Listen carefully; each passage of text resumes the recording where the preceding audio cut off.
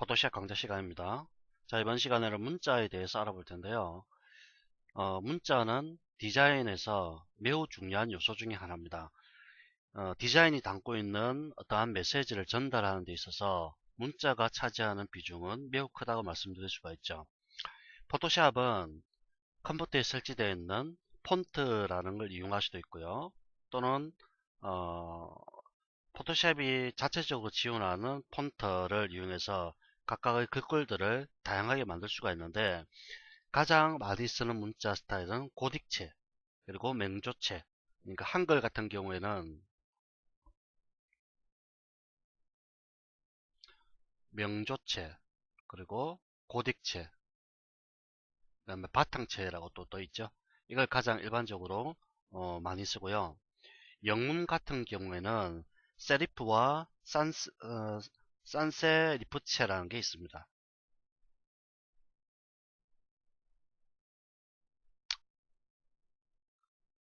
자, 세리프와 산세리프체라는 게 두 가지가 있는데요.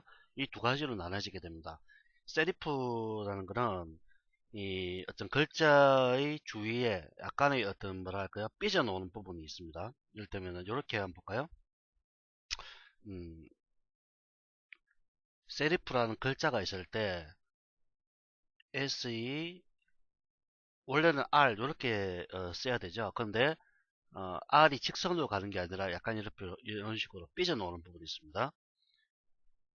그리고 F 같은 경우에도 밑에 부분에 이런 식으로 약간씩 삐져나옵니다.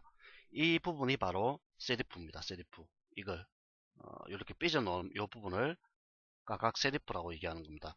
이 삐져나오는 부분 없이 바로 그냥 이런 식으로 깨끗하게 쓸 때 이걸 산세리프체라고 얘기하죠. 그 영문은 두 가지 형태가 있습니다. 세리프와 산세리프체가 있는데요. 세리프는 약간씩 이렇게 삐져나와 있는 부분, 이런 것들을 세리프라고 얘기하고요. 이게 없는 글꼴체를 갖다가 산세리프체라고 얘기합니다. 이 타이핑을 할 때, 우리 디자인할 때 문자를 입력하는 경우가 많은데, 가장 중요한 게 어떤 글꼴을 선택하느냐에 따라서 상당히 달라지게 되죠. 이를테면은 뭐 다음 같은 거 예를 들어 볼까요? 다음에서 사용되는 글꼴이나 또는 네이버 같은 데서 사용되는 이런 글꼴, 그리고 네이트에서 사용되는 이런 어떤 글꼴 전체 다 다릅니다. 그리고 구글에서 사용되는 글꼴체, 이런 것들이 다 다른데, 글꼴을 선택할 때 중요한 거는 어떤 글꼴이라는 게 자체가 어떤 그 뭐라 이미지 전체의 어떤 메시지를 전달하기 때문에, 어떤 느낌을 전달할지, 즉 감각적으로 사용자에게 어떤 느낌을 전달할지가 매우 중요하다고 볼 수가 있죠. 보통 우리나라 같은 경우에도 뭐 아주 유명한 회사들이 많이 있죠. 뭐 나눔 폰트라든지, 그다음에 윤고딕체라든지, 또는 필기체 같은 경우에 산돌체. 어,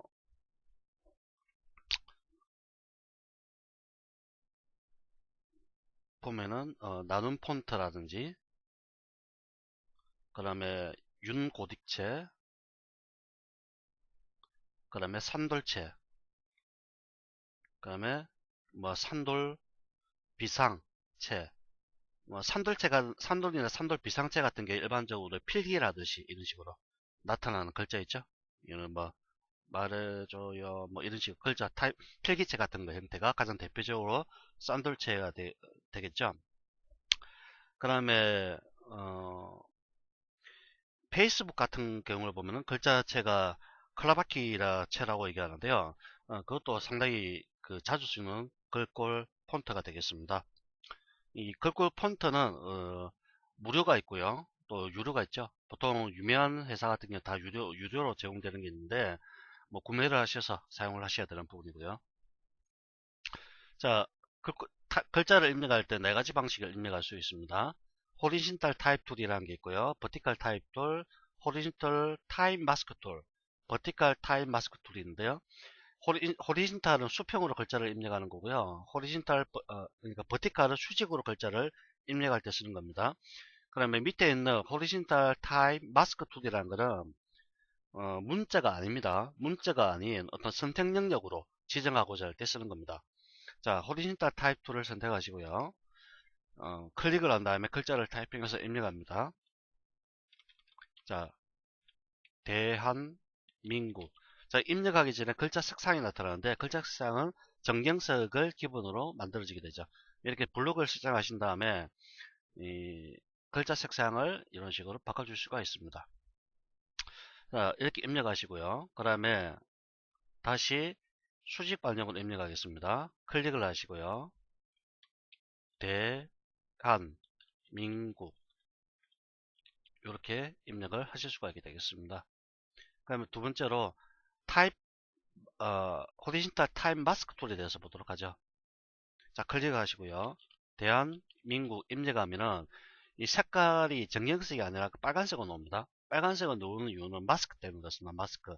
우리가 저번에 킹마스크라는 기능을 사용할 때 기본적으로 색깔이 어떻게 되죠? 빨간색으로 설정이 되시죠? 이렇게. 이것처럼 빨간색으로 설정이 돼서 나타나게 됩니다.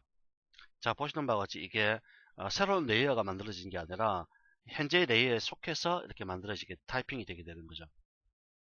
자, 이거는 좀 이따 보도록 하고요. 자, 상단에 보면은 이 부분에서 수평 수직으로 바꿀 수가 있고요. 그러면 글꼴체입니다. 글꼴체. 자, 클릭을 한 다음에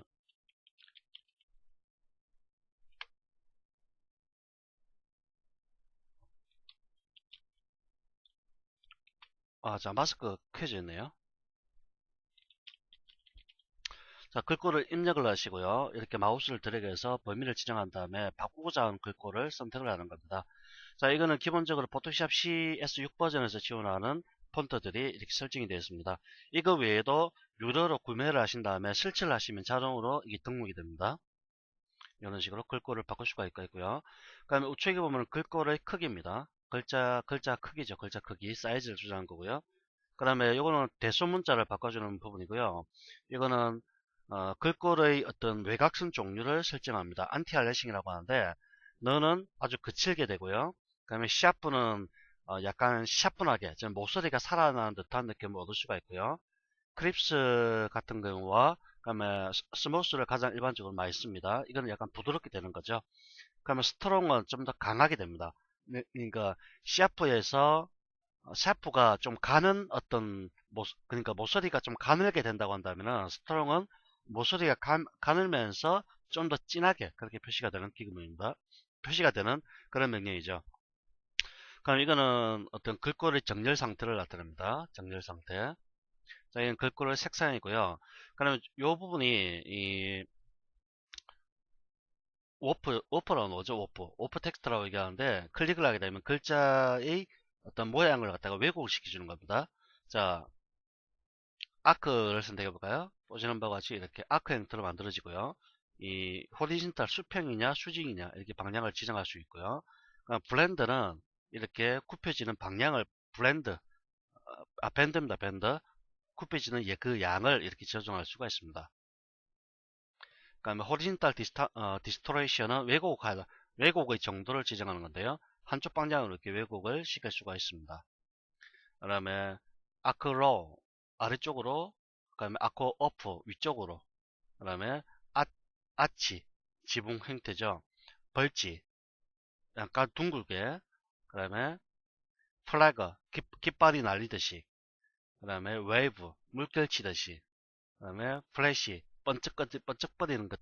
그러니까 플래시라는 것은 불빛을 사진기 찍을 때 플래시 있죠. 그걸 눌렀을 때 그 느낌을 표시하는 겁니다. 값을 이런 식으로 다양하게 설정할 수 있죠. 그 다음에 리즈, 그 다음에 PCI. PCI는 물고기 눈 모양입니다. 왜곡을 시켜주는 거고요. 인플렉트, 아주 한쪽 방향으로, 어, 양쪽 방향으로 이렇게 약간 동그스름하게 만들어주는 겁니다. 스퀘어즈, 약간 이렇게 이걸 뭐라고 하죠? 높이 방향을 봤을 때 양쪽으로 안쪽으로 들어가도록 만들어주는 거고요. 트위스트, 이렇게 꼬아주는 겁니다. 이렇게 다양한 형태로 왜곡을 시켜주는 명령이 워프 기능입니다. 자, 그 다음에 파라그래프인데요. 이거는 글자와 문단에 대해서 여러가지 정렬 방식을 설정하는 그런 명령입니다. 문자를 편집할 때 가장 많이 쓰는 기능 중이죠. 이렇게 대한민국 우리나라라는 글자를 타이핑했을 때 각각의 글자 사이의 간격과 그 다음에 줄 사이의 간격들을 여기서 설정을 하게 됩니다. 자, 요 메뉴는 자, 윈도우 메뉴 파라그래프 이걸 실행하시도 동일한 명령이 나타나게 됩니다. 자, 다시 파라그래프. 자, 글꼴체를 갖다 여기서 바로 또 바꿀 수도 있고요. 그 다음에 이 글꼴 크기, 그 다음에 이거는 글자 어, set the 리딩이라고 하네요. set the reading. 그러니까 리딩이라는 건 줄 간격을 뜻하는 겁니다. 줄 간격. 줄 간격을 조정할 때 쓰는 겁니다. 그러니까 첫 줄과 다음 줄 사이의 간격을 조정한 건데 오토는 자동으로 설정되어 있고요. 이렇게 맞추면은 이렇게 줄 간격들이 달라지게 됩니다. 캡처서 이렇게 표시해도 좀 예쁘죠? 자, 보통 일반적으로 오토로 설정하시면 되겠고요. 그 다음에 이 VA라고 되어 있죠? VA. 이거는 글자 간격입니다. 즉, 커닝이라고 합니다. 커닝, 글자 간격. Set the cutting between two chart. 아니고, K죠. 자, 글자와 글자 사이 간격을 여기서 조절합니다.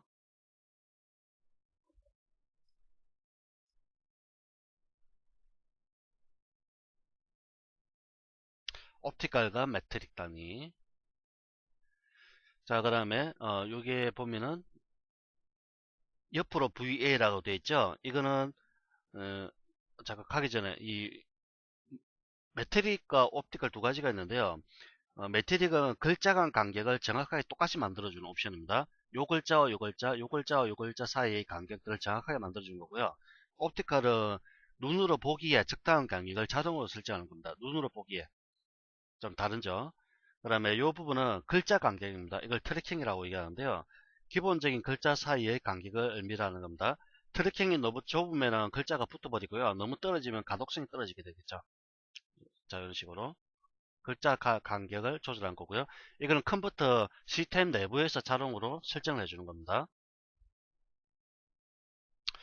자, 그 다음에 IT라는 게 있고 화살표가 밑으로 되어 있죠.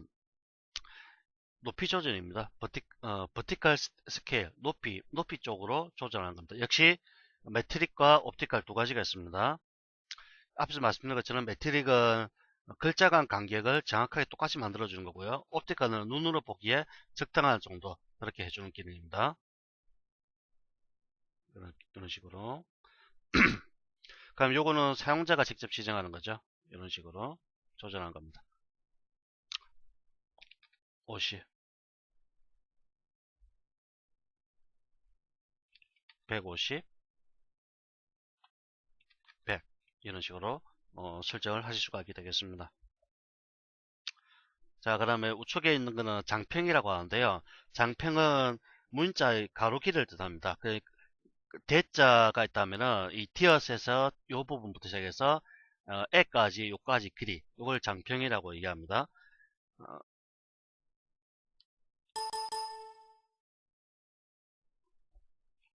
150 하면은 늘어나죠. 자, 80으로 하면은 이렇게 줄어들게 되고요. 70으로 하면 더 줄어들죠. 장평입니다. 장평. 그 다음에 A라는 게 있고요. 그 다음에 위에 조그만 A가 이렇게 붙어 있습니다. 이거는 기준선을 설정하는 겁니다. 이거는 위첨자나 아래첨자를 만들 때 일반적으로 씁니다.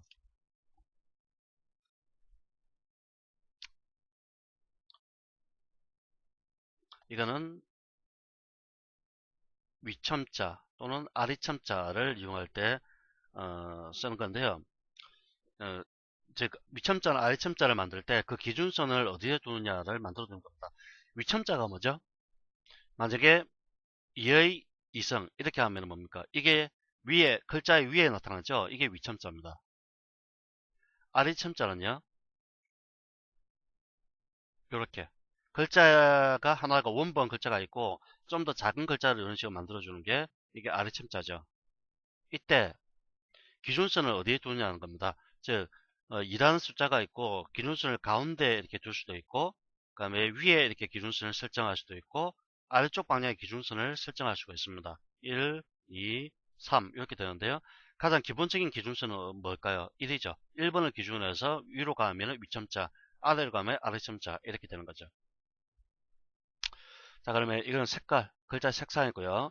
그 다음에 요 아래쪽 요 부분은 볼드, 글자를 굵게 만들어주는 옵션입니다. 볼드체라고 얘기하죠. 굵게. 그럼 이게 이탈릭체입니다. 그다음에 TT, 올캡,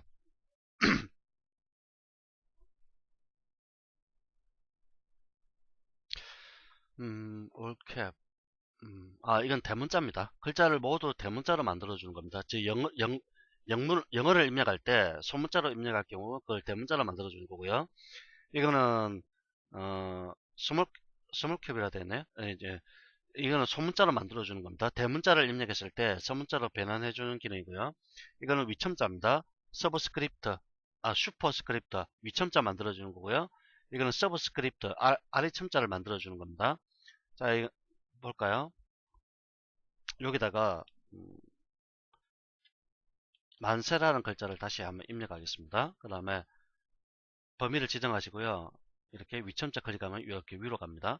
아래첨자 클릭하면 아래로 가죠. 이게 위첨자 아래첨자입니다. 그 다음에 언더라인은 밑줄을 꺼주는 메뉴입니다. 밑줄. 이렇게 밑줄을 만들어줄 때 쓰는 거고요. 그 다음에 이거는 치솟선입니다. 글자에다가 치솟선을 갖다가 집어넣고자 할 때 쓰는 겁니다. 자, 그 다음에 우측에 파라그래프로 가셔가지고요. 이거는 문단에 관련된 부분입니다. 문단. 이 하나, 둘, 셋은 글자의 정렬 상태, 그 정렬을 지정한 거고요. 요 세 가지는 양쪽 정렬 상태에서 문단 맨 마지막 줄을 왼쪽, 가운데, 오른쪽으로 각각 정렬을 시켜주는 기능입니다. 뭐 이거는 넘어가도록 하겠습니다. 그럼 이거는 여백주기입니다. 왼쪽 정렬 상태에서 왼쪽으로부터 여백을 얼마나 줄 것인가, 오른쪽 정렬 상태에서 오른쪽으로부터 여백을 얼마나 줄 것인가, 가운데 정렬해서 가운데에 얼마만큼 여백을 줄 것인가, 그걸 나타내는 겁니다. 자, 자, 이번 시간 여기까지 보도록 하고요. 하나 더 보죠. 자, 글자를 입력할 때는 두 가지 방법이 있습니다. 클릭을 한 다음에 글자를 이렇게 타이핑 하셔도 되고요. 또는 텍스트 상자를 만들 수가 있습니다. 클릭을 한 다음에 드래그 합니다. 이렇게 드래그 하시면 이렇게 텍스트 상자가 나타납니다. 자, 텍스트 상자를 놓으면은 이 안에다가 글자를 입력할 수가 있는 거죠.